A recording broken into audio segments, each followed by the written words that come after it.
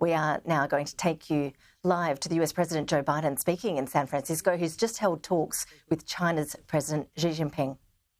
Our meetings have always been candid and straightforward. We haven't always agreed, but they've been straightforward. And today, build on the groundwork we laid over the past several months of high-level diplomacy between our teams. We've made some important progress, I believe. First, I'm pleased to announce that after many years of being on hold, we are restarting cooperation between the United States and PRC on counter-narcotics. In 2019, you may remember, China took action to greatly reduce the amount of fentanyl shipped directly from China to the United States. But in the years since that time, the challenge has evolved from finished fentanyl to fentanyl chemical ingredients and pill presses, which are being shipped without control. And by the way, some of these pills are being inserted in other drugs like cocaine. A lot of people are dying. More people in the United States between the ages of 18 and 49 die from fentanyl than from guns, car accidents, or any other cause, period. So today, with this new understanding, we're taking action to significantly reduce the flow of precursor chemicals and pill presses from China to the Western Hemisphere. It's going to save lives, and I appreciate President Xi's commitment on this issue. President Xi and I tasked our teams to maintain a policy and law enforcement coordination going forward to make sure it works. I also want to thank the bipartisan congressional delegation to China, led by Leader Schumer, in October for supporting this effort so strongly.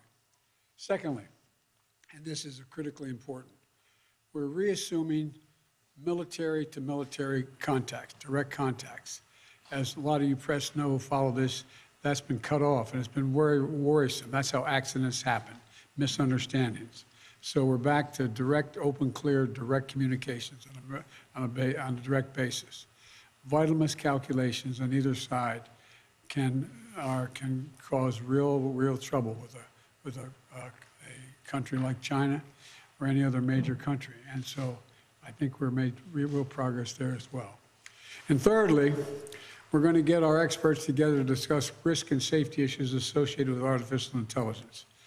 As many of you who travel with me around the world, almost everywhere I go, every major leader wants to talk about the impact of artificial intelligence. These are tangible steps in the right direction to determine what's useful and what's not useful, what's dangerous and what's acceptable. Moreover, there are evidence of cases that I've made all along. The United States will continue to compete vigorously with the PRC, but will manage that competition responsibly so it doesn't veer into conflict or accidental conflict. And where it's possible, where our interests coincide, we're going to work together like we did on fentanyl. That's what the world expects of us. The rest of the world expects, not just in people in China and the United States, but the rest of the world expects that of us. And that's what the United States is going to be doing.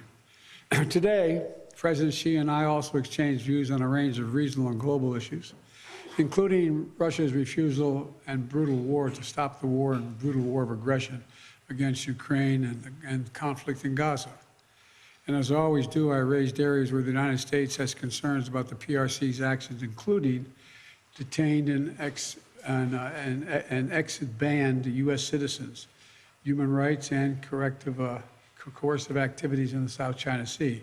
We discussed all three of those things. I gave them names of individuals that we think are being held, and hopefully we can get them released as well. No agreement on that. No agreement on that. I also stressed the importance of peace and stability in the Taiwan Straits.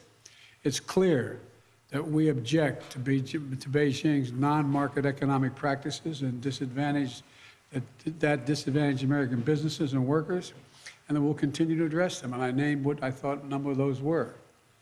I welcome the positive steps we've taken today, and it's important for the world to see that we're implementing the approach in the best traditions of American diplomacy. We're talking to our competitors, and the key, and just talking, just being blunt with one another, so there's no misunderstanding, as a key element to maintaining global stability and delivering for the American people. And in the months ahead, we're going to continue to preserve and pursue high-level diplomacy at the PRC in both directions to keep the lines of communication open, including between President Xi and me. He and I agreed that each one of us could pick up the phone, call directly, and would be heard immediately.